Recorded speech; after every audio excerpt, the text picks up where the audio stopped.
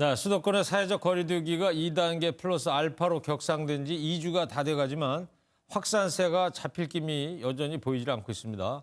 내일 정부가 현행 수도권 2단계 사회적 거리두기 단계를 더 높일지 결정을 하는데요. 사회부 강영호 기자와 뉴스 추적하도록 하겠습니다. 강영호 기자. 자, 이제 500명, 600명대 신규 확진자, 이거 뭐 크게 놀랄 일도 아니에요. 일상이 돼가는 것 같은데 3차 대유행, 왜 이렇게 잡히질 않고 있습니까? 네, 3차 대유행의 특징이라고 한다면 앞선 1, 2차 대유행과 달리 확산의 구심점이 없다는 점인데요. 네. 1, 2차 대유행은 각각 대구 신천지교회와 서울 사랑제일교회처럼 감염의 중심이 있었기에 확산세 파악이 상대적으로 용이했습니다. 예, 뭔가 전파되는 실체가 있었다는 거였죠, 그때는. 네. 근데 반면 이번에는 방역 심리가 느슨해지면서 전국에서 동시다발적으로 발생하고 있다 보니 경로 추적 등이 어려울 수밖에 없습니다. 당국의 설명 한번 들어보시겠습니다. 최근 감염 경로 조사 중인 사례가 약 20% 정도입니다.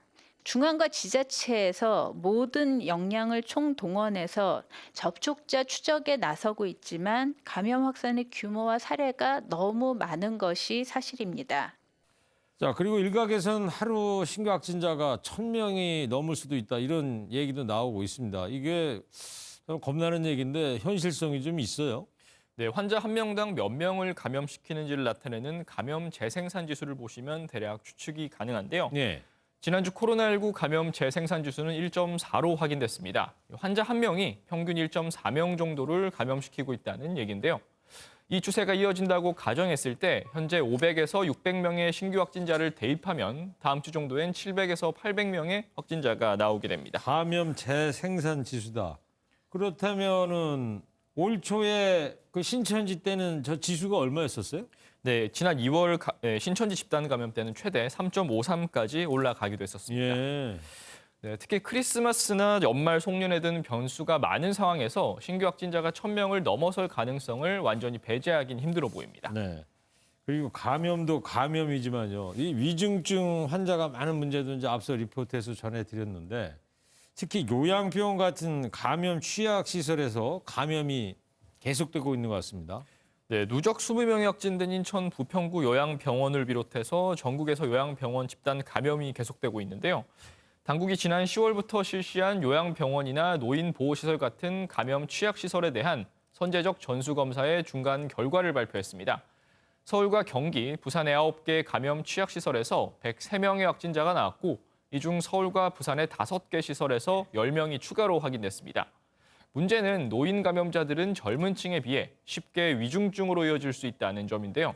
앞서 보셨겠지만 중증 병상이 부족한 상황에서 요양병원 중심의 집단 감염이 자칫 병상 부족을 심화시키지 않을까 우려되는 부분입니다. 네.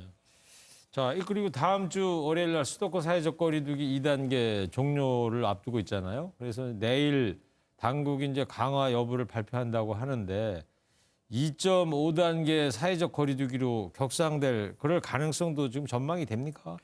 네, 수도권 2단계 사회적 거리두기의 가시적인 성과가 보이지 않는 것은 사실입니다. 다만 거리두기 2단계 상향 이후에 이동량 감소 효과가 나타나고 있고 당국도 다음 주 정도엔 확진자 발생이 감소하지 않을까 조심스럽게 추측하고 있는데요. 또한 감염의 중심인 서울은 사실상 3단계에 준하는 추가 조치가 취해지고 있습니다. 내일 신규 확진자 추이까지는 살펴봐야겠지만 수도권 전체를 2.5단계로 격상하기보단 2단계 수준을 유지하며 다음 주말까지 추이를 볼 것으로 예상됩니다. 네, 그렇군요. 뭐 여러 가지 사례를 보면 마스크 착용만 잘해도 코로나 충분히 예방할 수 있다고 하니까 마스크 잘 쓰는 거 잊지 말아야 될 것 같습니다. 강영호 기자였습니다.